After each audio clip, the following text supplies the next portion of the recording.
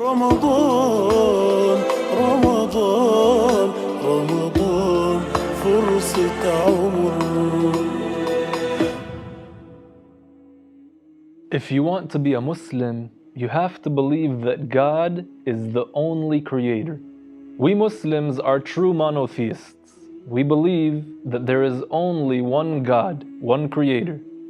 And because no one else creates, He is the only one who deserves to be worshipped. We believe that everything, without exception, happens by God's will. Nothing occurs that God did not will to occur. And so, we the humans do not actually create anything. Say I get a job at a factory, for example, making cars. I might be the one who puts together the car. I lift the wheels and I put them on the axles. I lift the door, I put it on the frame. I put the steering wheel in place, and the gas pedal, and the brakes, and the engine, and the glass. And when all is said and done, I can say I made this car, meaning I put it together. But who in reality is the one who created the car? Allah, God. Because each and every one of my actions happened by His will, and He created it. He is the one who willed for me to put on the tires and put in the engine, etc. And had He not willed for me to do those things, had He not created those actions of mine, I would not have done them. And had God willed for the car to be without me or any other person putting it together, then it would have been so.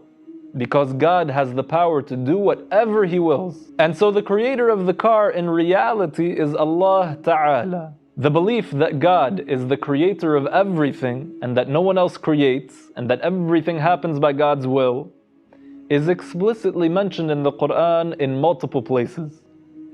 Allah said, هَلْ مِنْ خَالِقٍ غَيْرُ اللَّهِ, which means, is there any creator other than Allah? This is a negation in the form of a question. The answer is obvious, no, there is no other creator. Allah also said, إِنَّا كُلَّ شَيْءٍ خَلَقْنَاهُ بِقَدَرٍ, which means, we created everything according to destiny. Yes, Allah refers to Himself in the Quran as we, because in Arabic the plural is often used for glorification, and not because what is meant is that there are multiple creators or multiple gods. This ayah means that everything is created by God and that it is predestined by Him, meaning that everything that occurs according to His will, which does not have a beginning or an end. Allah Himself does not have a beginning or an end, and His attributes as well are eternal and everlasting, like the attribute of will. Allah also said in another verse, وَخَلَقَ كُلَّ شَيْءٍ, which means, and He created everything. These verses are explicit and they are broad. They apply to all created things. Anything which came into existence, began, existed after non-existence, must be created, and the one who created it is Allah subhanahu wa ta'ala. Now here pay attention. Anything that has a beginning is created, and those ayahs are referring to everything, meaning that the actions of the humans, which have a beginning, are also included in those ayahs, meaning that Allah created them as well. The human being does not create his own actions. Allah said in the Quran, وَاللَّهُ خَلَقَكُمْ وَمَا تَعْمَلُونَ, which means literally, Allah created you and what you do. If I go to work in that factory and put together that car that we mentioned previously, all of those actions are created by Allah. I did not create them. They were created by Allah and they were predestined by Him eternally, meaning that He willed for me to do those things, and this was always His will, without a beginning. Just as He always knew in eternity, without a beginning, that I would do those things. It's not like He decided one day that I would do those things when before He was undecided. No, we do not attribute Allah or His attributes with having a beginning If it is His will for something to happen, then it was always His will, and His will does not change. So to be a Muslim, you have to believe that Allah created everything, and that includes the actions of the human. And you have to believe that everything happens by the will of Allah, and that includes the action of the human. Now here, let us make another point. When we say Allah creates our actions, that means all of them without any exception. Both the good and the evil. When we say that everything happens according to destiny, it is all predestined by Allah. That means everything, both the good and the evil. The Prophet ﷺ said in a hadith narrated by Al-Imam Muslim and others, الإيمان أن تؤمن بالله وملائكته وكتبه ورسله واليوم الآخر وتؤمن بالقدر خيره وشره. Iman is to believe in Allah and His angels and His books and His messengers and the Day of Judgment, and to believe in destiny, both the good and the evil. This hadith is very clear and very explicit. Both the good and the evil happen by the will of Allah. In the past, around 1,000 years ago, more than 1,000 years ago, a group of people emerged who contradicted this fundamental belief of the Muslims. And they claimed that the human beings create their own actions. Some of them claimed the human creates the evil actions only, and some claimed that he creates all of his actions. And by doing so, they fell into shirk, which means to associate partners to God. They deviated from the belief of the Muslims that there is only one creator. And so the scholars of their time deemed them as non-Muslims, despite the fact that they used to claim to be Muslims. This group were known as the Qadariyah or the Mu'tazilah, among other names. They denied the idea of destiny, that everything which occurs is destined and by the will of Allah. Now they did that because of a misunderstanding. They thought that attributing Allah with creating the evil deeds of people would be attributing Him with injustice. Now it is true that we Muslims believe God is just, and we consider objecting to God or attributing injustice to Him as blasphemy. Allah said in the Quran, وَمَا رَبُّكَ بِظَلَّامٍ لِلْعَبِيدِ, which means, and your Lord is not unjust to His slaves. But here's the thing. We Muslims do not consider creating the evil deeds of the slaves to be evil from Allah. First of all, Allah is God. He is the Almighty, the one who deserves our worship, the ultimate extent of our humility and submission. He is not judged by us or anyone else about what He does, and He is not questioned. He does in His dominion whatever He wills, and no one has power over Him. It is our place as His creations, His slaves, to submit to Him and not to object. Second of all, what is evil? We creations cannot determine the good from the evil just based on our opinions and reasoning. What is evil is whatever God revealed to His prophets and messengers, alayhimussalam, as being evil. And what is good is what God ordained as being good. And that is a fundamental tenet of the religion of Islam. All Muslims know the story of Ibrahim and his son Ismail. Ibrahim is known as Abraham in English.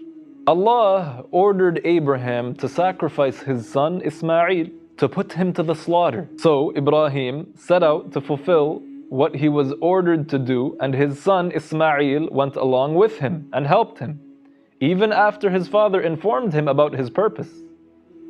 Because both Ibrahim and Ismail were prophets of Allah, and the prophets of Allah are obedient to Allah. But when Ibrahim ran the knife across his son's throat, the knife would not cut by the will of Allah. And Allah revealed to Ibrahim that he had fulfilled his obligation and that he would be allowed to sacrifice a ram instead of his son Ismail. Abraham was obligated by God to slaughter his son, meaning that for him at that specific time, that action was good. Yet, for one of us now to do the same action, namely slaughtering your own son, is considered by the laws of our religion, the same religion as Prophet Ibrahim alayhi salam, to be bad. Why? Because Allah ordained that for Ibrahim at that time it would be good, and for us in this time it is evil. Because when Ibrahim tried to slaughter his son, he was following the orders of the Creator. So he was doing good. But if one of us were to do the same, we would be disobeying our Creator. So it would be evil. A person cannot determine that that action, sacrificing your own son, was good for Ibrahim but bad for others, just by using his mind. Rather, we need revelation to determine that for us. So Muslims consider evil or injustice to be that which goes against the commands of the one in charge, namely Allah. Evil can only occur from a creation, someone who is commanded to do certain things and forbidden from doing other things. As for God, no one commands him or forbids him. If they did, then he wouldn't be the Almighty. He wouldn't be God. So when God creates the evil deeds of his slaves, this is not injustice from him. He is God. He does whatever he wills. He is just, and we the slaves, who only have our sustenance and blessings because he gave them to us, are obligated to be patient. Now, does the human being have a will? Does he make choices that he is accountable for? Absolutely. God did not give us the knowledge of all things that happen in the future. He knows what will happen and what we will do, but we don't. So by our measurement, in terms of what we see, in front of us is a blank slate. There are good options and there are bad options. And we were commanded to take the good options. So we must direct our will towards them and avoid the bad. And if we find ourselves doing that, then we must thank Allah, because that is a blessing from Him. He willed for us to do that. And if we find ourselves taking the bad options, then we should blame ourselves and seek repentance. Because even though Allah is the one who created those bad deeds of ours as well, Allah is God, the one who created us and commanded us to do the good and blessed us with all the comforts and blessings we may have without being obligated to do that. So the human being has a will, but our will is created just as we are created, and our will is under the will of God. Allah said in the Quran, وَمَا تَشَاءُونَ إِلَّا أَن يَشَاءَ اللَّهُ رَبُّ الْعَالَمِينَ, which means, and you do not will for anything except that Allah, the Lord of the universe, willed for it. Long story short, the human does not create anything. Only Allah creates. And this issue is fundamental to our religion. The one who rejects it is not a Muslim. The issue of destiny is one that we must believe in and understand properly, but at the same time not delve too far into like the Qadariyah or the Mu'tazilah did. They rejected a fundamental part of the Islamic belief because they delved too far and became confused. The Muslim should believe in destiny and that Allah is the only creator, that He creates the human and his deeds, as came in the revelation to our Prophet Muhammad sallallahu alaihi wasallam, all of which agrees with the reasoning of the sound mind and does not contradict it, without delving further into the issue. This is why the Prophet sallallahu alaihi wasallam said, إِذَا ذُكِرَ الْقَدَرُ فَأَمْسِكُوا, which is narrated by Al-Imam At-Tabarani. This means if destiny is mentioned, then restrain yourselves, meaning restrain yourselves from delving too far in to the matter. May Allah Ta'ala make us firm believers and among those who do not stray from the path of the Prophet Muhammad sallallahu alaihi wasallam, and Allah Ta'ala knows best.